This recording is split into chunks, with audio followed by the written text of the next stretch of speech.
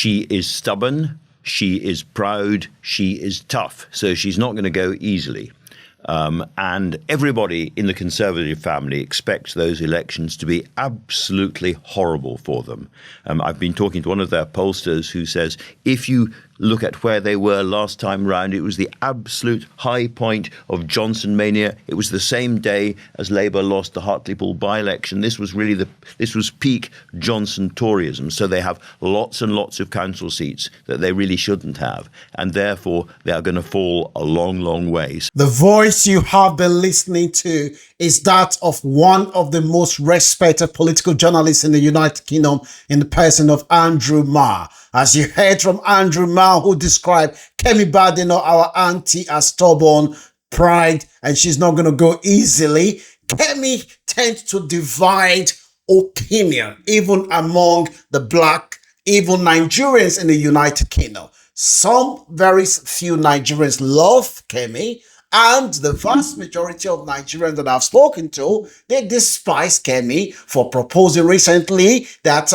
immigrants get it easy in the United Kingdom. The government should make it very, very hard for immigrants to get passport. They should increase the years to 15 years. Let me know what your views are about our auntie Kemi Badenoch, who is aspiring to become the next Prime Minister of the United Kingdom. Do you like Kemi? Are you a fan of Kemi? Let us watch Andrew Marr. If you've seen any value in this content, don't forget to give it a like and share with someone and subscribe to our channel. Let's listen to Andrew Marr. Long, long way. So I think there's going to be a huge amount of preparing the ground and excuses in advance. There are serious people prowling around who think that Kemi Badenoch is simply not up to it, simply not good enough, and would like to replace her. But the Conservatives, it depends on the Conservatives having a kind of parliamentary nervous breakdown at the same time as those local figures. I think it may well happen. And if it does, I would watch. The two figures to watch are for sure Robert Jenrick, who has made no secret of his determination. I mean, almost every social media post seems like a bid for the leadership. Exactly. But also look at James Cleverly, who could very easily have left Parliament quietly and made a lot of money in the private sector and has chosen to stay on. He's almost always sitting there on the back benches, a few benches up from Kemi Badenoch, watching what's going on. And this is my personal prejudice. I think that if he was the Tory leader, the Tories would be doing better, because he would be going absolutely full scale for things like the NHS and tax, those bread and butter issues that voters care about most. And he's a grown-up politician. He's done the big jobs. Robert Jenrick would be very interesting because he would, I think, try and take the Conservatives more towards reform. And that's a difficult thing because, Nigel Farage is a rather unique character. And I don't see Nigel Farage being, as it were, the consensual leader of a general right-wing coalition with the Tories. And I think it would take all their energy away from everything else in politics for the next few years. If I'm giving advice to the Conservative Party today, my advice would be not to do that. But you think she might go?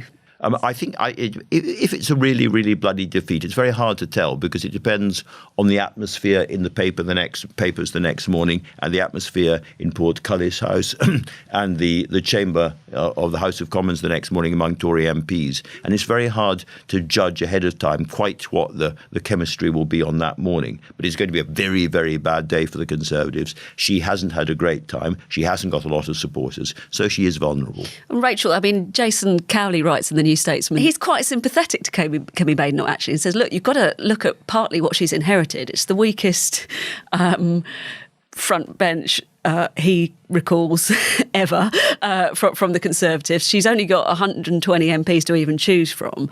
And when she allows herself to sort of relax a bit more and be maybe her true self, she's not too bad.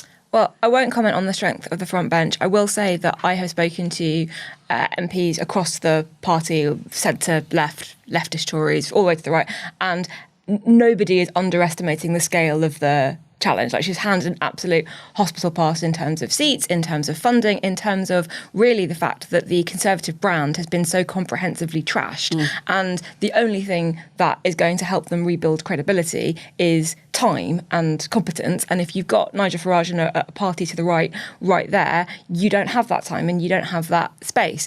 And one thing that someone said to me, which I thought... A lot of people cannot understand why Nigerians and Africans are not embracing Kemi Badenoch. Some people say people should celebrate.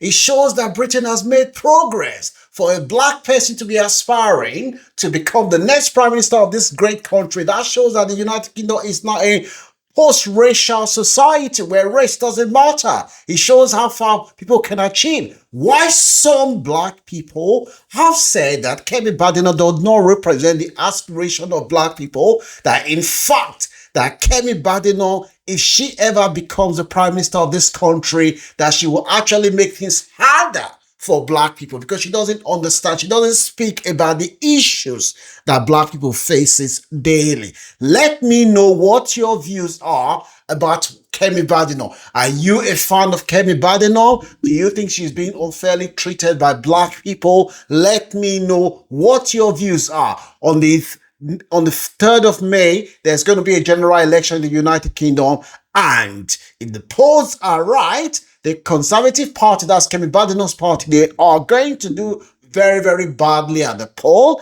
And what the experts are saying is that Kemi Badenoch, who carries himself as the savior of Western civilization, she'll be out of office after the next May election. Do you agree? Leave your comment in the comment section. Let us hear what these experts are saying about our sister Kemi Badenoch, who recently said she is a Yoruba, but she's not a Nigerian. I'm a child of the 80s. I was born in London, but I grew up in Lagos, Nigeria. Thank you, Roxy. Lagos was a place where almost everything seemed broken. I think that is a very fair case for the defence, if I may say so. But the only other thing I would say is that one thing you have to do in Kemi Badenoch's position is attract attention. You know, you have to be the kind of leader where if people are walking past in the street and they look into a Dixon's or whatever and they see television on and they see Dixon's your face, they're quite Dixon's doesn't exist anymore. Dixon's Curry's bought them. Curry's. Well, some shop with televisions Woolworths. in it. Woolworths, whatever. Woolworths, exactly. CNA. No. CNA. Man at CNA, yeah. Man at CNA speaks. Anyway, you need to attract attention. People need to want to know what you're saying, and they need to turn their heads when they see you. And I think a lot of Tories thought that is what Kemi Badenoch would offer. And at the moment, I think her big problem is not hostility. Her big problem is a general milky indifference. Irrelevant. She seems irrelevant, yeah.